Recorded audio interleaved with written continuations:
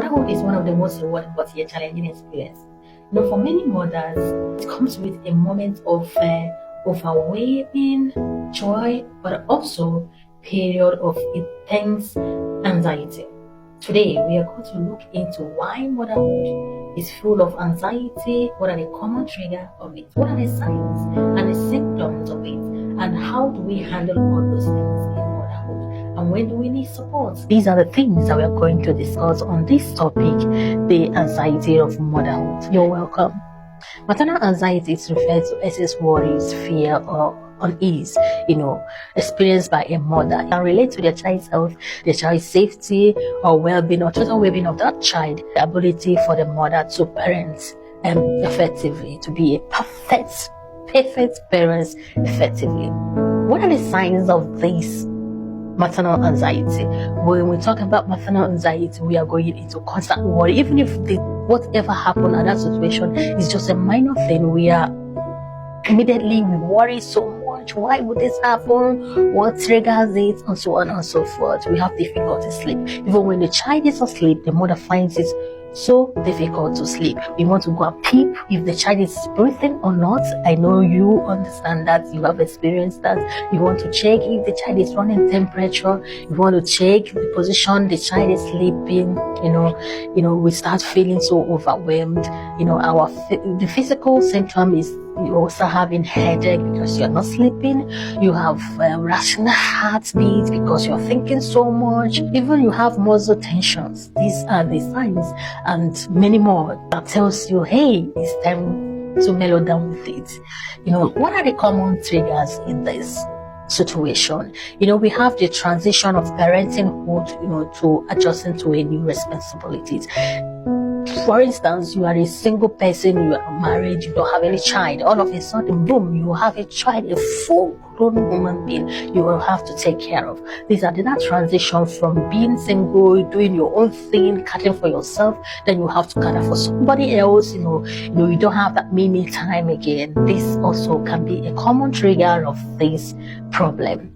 Fear of making mistakes. We don't want to make mistakes. We just want to be perfect, very perfect mothers. We don't want to make mistakes with our children, but we forget that mistakes are being made because we are all humans. We also learn from our mistakes. Social pressure is another thing, and comparing, with other parents. You are comparing your child with other children. You're comparing your parental method with another family's parental method or another mother's parental method. These are the very, very not good, because children grow differently and they behave differently at each stage in their lives. They are bound to develop differently. We have to understand that and just have peace with it.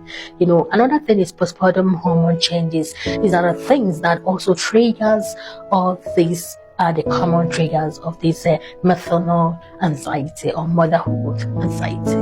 So when we talk about all this motherhood anxiety, we want to know what are the causes of this motherhood anxieties. Number one is the biological factors like hormonal changes during pregnancy and postpartum. You are all of a sudden all your hormones are changing. It's not carrying a human being for complete 9 good months.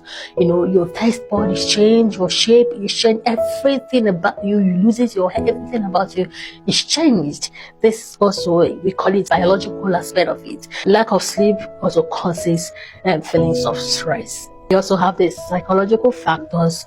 Psychological factors are especially the fear of the unknown.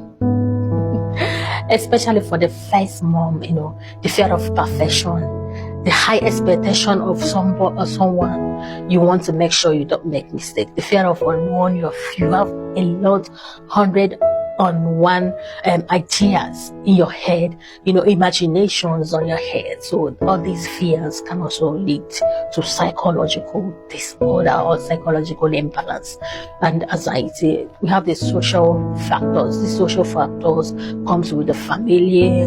They want to tell you, family, friends, even social media.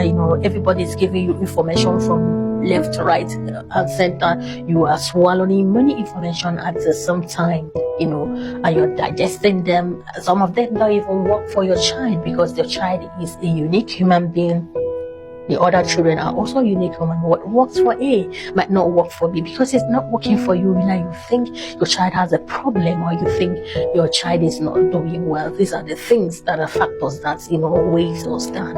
And another thing is lack of support, or you feel isolated, especially mothers that don't have their families around.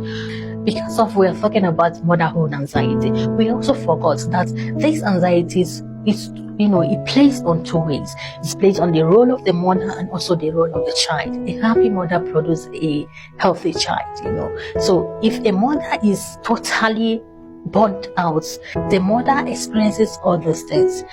It might get down to chronic stress, but we don't know about it. Chronic stress leads to burnout, physical health problem, postpartum depression. It is real. Some mothers find it very difficult to sleep at night. Many of them are out of shape because of childbirth, and they are also experience hormonal imbalance and so on and so forth after childbearing. So in the aspect of the child, the maternal anxiety can affect a child's emotional development if left unaddressed. When the mother is burnt out, she reduces the effort putting in caring of the child, which will in later on affect the emotions of the child if not well addressed. Sometimes some mothers abandon their children because they cannot deal with it, and their child ends up growing with that kind of life or that kind of experience that the mother rejected them. So these are some strategies we use to manage the anxiety. Number one is practicing self-compassion. Self-compassion, you have to remind ourselves that there are nothing like a perfect mother. No mother has it 100% left, right, and center. In life, if you are in one hand, your other hand you are losing. Everybody has loopholes. So your ability to, know your loophole, know how to handle it, it is better for you no matter what. So we know that we will learn from our mistakes, and we will also, work with it. We have to celebrate our victory. Every little milestone in our lives, we have to celebrate it. We are not in competition with anybody. If our child is going at its own pace in life, it is cool. It is wonderful. The child is alive. Okay? We should stop, comparing children from your child from one child to another. This also can create unnecessary stress to the mother. Another thing is also building a support system. You build a support system, maybe a small group of mothers, connect with some friends and families, not necessarily discussing about children or whatever. Even when discussed about children or their milestone, be able to tell 1 or 2 things you've learned, and you don't have to digest it. And when you practice it, if it is not working in your child, don't even take it that your child is sick or anything. Just take it that every child is unique and develops differently. We also have to practice self-care. That's me time. It's very important that we practice it. Take off time for yourself, no matter how little it is. Just take off time to relax yourself, relax your brain. Try as much as possible to learn stress reduction. Know that unnecessary things that triggers you should stop. You should try and know the unnecessary things that triggers you. Those things you have to eliminate it from your system, because we don't learn once. Take professional care. If you think that anxiety has become unmanageable, consult a therapist or counselor. Joining parenting class or workshop can also help you build your confidence again. Another thing, for many women, many women loses their self-worth or their self-confidence after childbearing, because if especially that physique aspect of it, when you go on and you see mothers that also are in the same shape as you are because you gave birth to children, they will tell you their own experiences, and you also learn from it. Like I said, learning from it means that you take what concerns you and leave what cannot work for you. When do you need to seek help? It is normal to feel anxious sometimes, but professional help is necessary. If anxiety interferes with daily life, if you cannot go again, it is here on your daily life, then you need help. You feel persistent overwhelmed, or you've just been hopeless, you know now you need help. You notice symptoms or signs of postpartum depression, such as persistent sadness or loss of interest in activities, please seek a professional care because it will affect your child. Motherhood is a journey filled with highs and lows. Experiencing anxiety doesn't make you a bad mother, it makes you a human being.